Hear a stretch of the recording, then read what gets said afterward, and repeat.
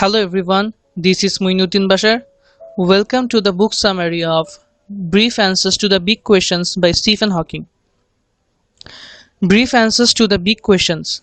Widely considered one of the greatest minds in history, Stephen Hawking left our planet on March 14, 2018. Precisely 139 years after the birth of Albert Einstein. Brief Answers to the Big Questions is the last book he ever authored, his parting gift to the humanity. Also described as a book every thinking person worried about humanity's future should read. But who was Stephen Hawking, and why are his achievements and predictions so revered among academics and people in general? Hawking was, among other things, an English theoretical physicist and cosmologist, first diagnosed with amyotrophic lateral sclerosis back in 1963 at the age of 21.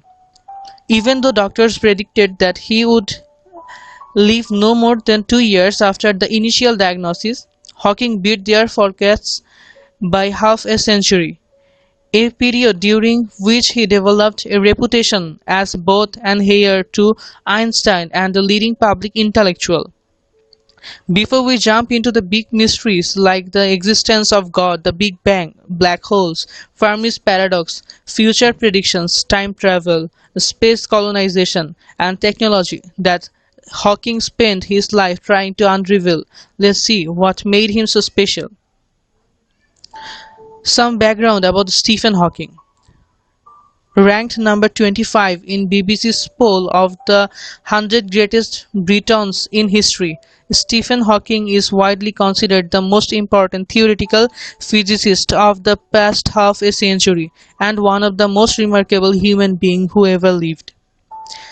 Regularly asked for his thoughts on the big questions of the day by scientists, tech entrepreneurs, senior business figures, political leaders, and general public, Stephen maintained an enormous personal archive for his responses, which took the form of speeches, interviews, and essays, we are told in publisher's note.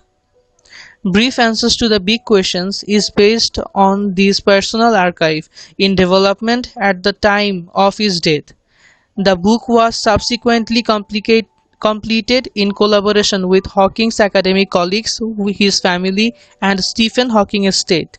It is structured in a way that helps the reader comprehend the complex question about this existence and how we can better understand the world around us.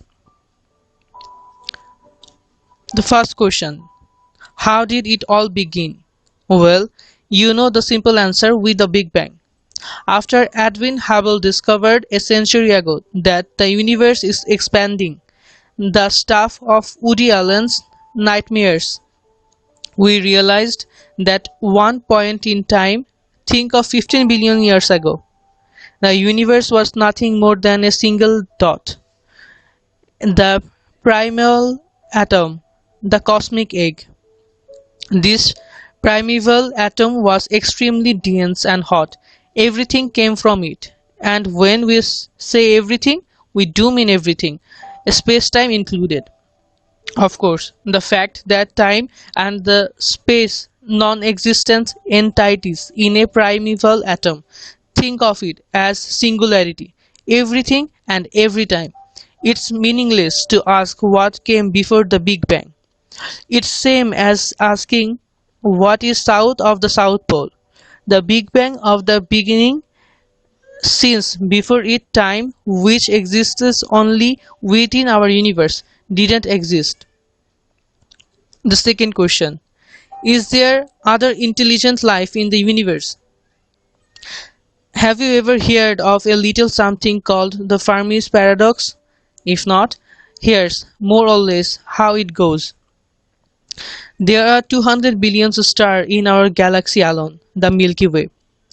By all estimations, about 20% of them should have an Earth-like planet orbiting them in Goldilocks zone, where the distance from the star is in the right range for liquid water to exist on their surface.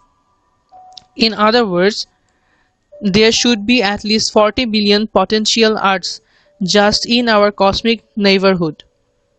Life appeared on Earth just a half billion years after Earth became habitable, which happened 4 billion years ago, almost 10 billion years after the universe was formed. If life needs so little time to appear on an Earth-like planet, and if there are so many Earth-like planets around us, then where are the aliens? Difficult to answer, but there are a few things to take into consideration here. First of all, there's a difference between life and intelligent life. Multicelled organisms appeared on Earth 2.5 billion years after the first single-celled organisms were formed. Asteroids and comets constantly slam planets. It is one of these, and a small one, mind you, that completely wiped out the dinosaurs, the dominant species at the time, about 70 million years ago. So, in other words, we might have been lucky. Life has probably appeared on many planets in our cosmic neighborhood. However, it's difficult to say if on any of them it managed to evolve to an intelligent phase. Their stars might have become a red giant too early. Asteroids might have destroyed its life forms. Either way, even if there is intelligent life elsewhere, it must be a very long way, otherwise it would have visited Earth by now.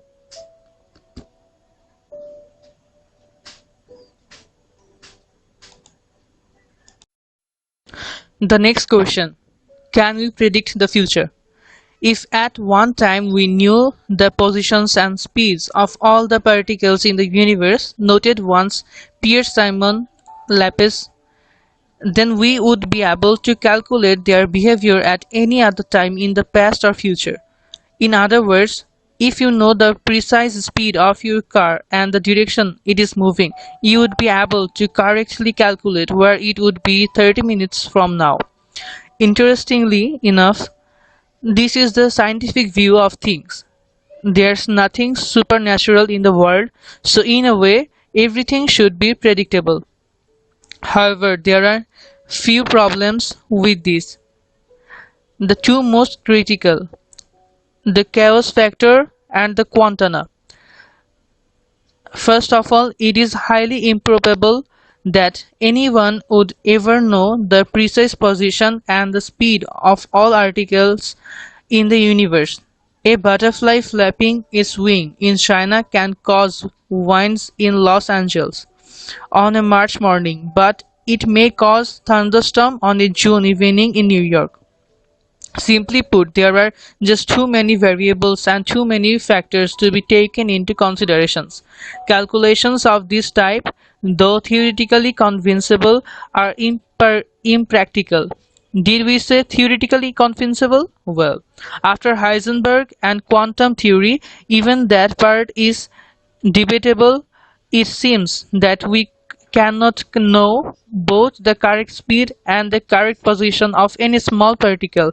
Too bad, because we were really hoping to find something akin to Marty McFly's sports almanac on one day in the future or past. It's too complicated. Next question: what is inside the black hole? If you ever get there, please be sure to tell us. Unfortunately, you won't be able to, because you will be either turned into spaghetti before reaching the horizon, if it is a stellar mass black hole, or be crashed out of existence at the singularity, if it is a supermassive black hole. Just be sure to never reach the event horizon, aka the moment past in which nothing, not even light, can escape the gravity of a black hole. Think of it as going over the Niagara Falls in a canoe. Until a certain point, if you paddle fast enough, you should be able to get away. However, once you are past the edge, there's no way back for you. To sum up, if you want to explore the inside of a black hole, then be sure to choose a big one. However, you will be the only one to know what's inside it for a very little time until in a flash time stops existing for you. The next question. Is time travel possible? According to our present understanding of the universe, rapid space travel and travel back in time can't be ruled out. The M theory, our best of uniting general relativity and quantum theory, may allow for something as extraordinary and exciting as time travel. However, if possible, time travel would cause serious logical problems, so Hawking really hopes that there's some chronology protection law which we know nothing about as of yet. Even so, he would be delighted if someone proved him wrong. In 2009, he even held a party for time travelers in his college, Gonville and Caius in Cambridge. To ensure that only genuine time travelers came, he didn't send out the invitations until after the party. Of course, no one came on the day of the party. I was disappointed, writes Hawking, but not surprised, because I had shown that if general relativity is correct and energy density is positive, time travel is not possible. I would have been delighted if one of my assumptions had turned out to be wrong.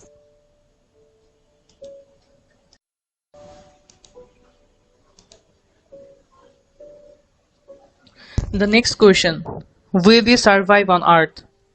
The Stoics believed that there are events that are outside and events which are within our control. Unfortunately, our life here on Earth is threatened by both.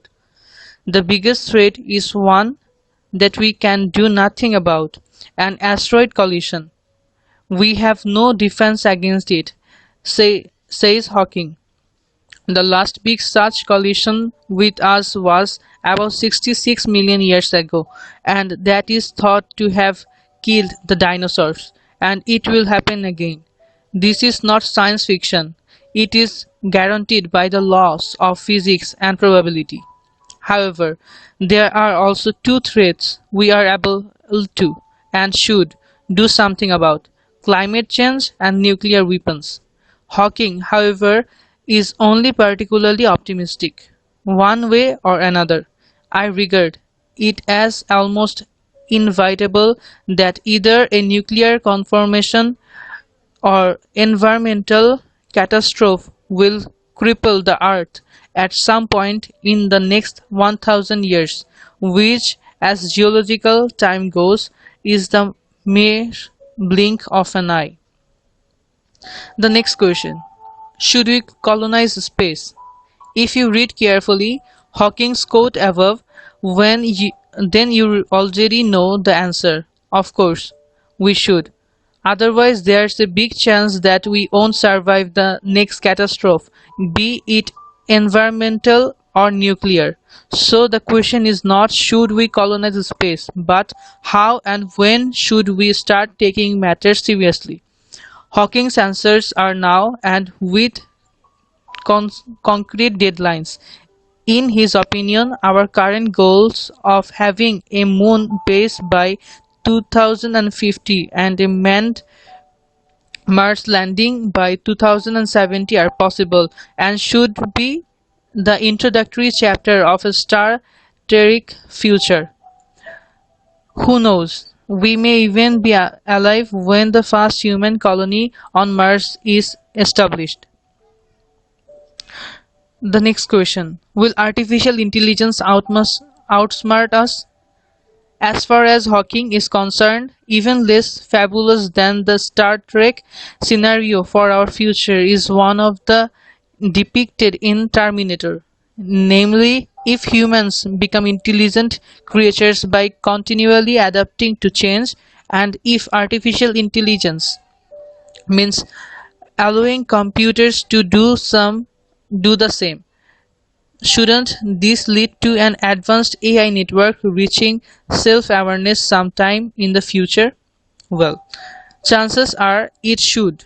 However, This doesn't mean that people should stop developing AI, because on the other hand, it may also lead to an almost utopian future for humanity. So the conclusion: AI is capable of outsmarting us, so we must develop it with caution.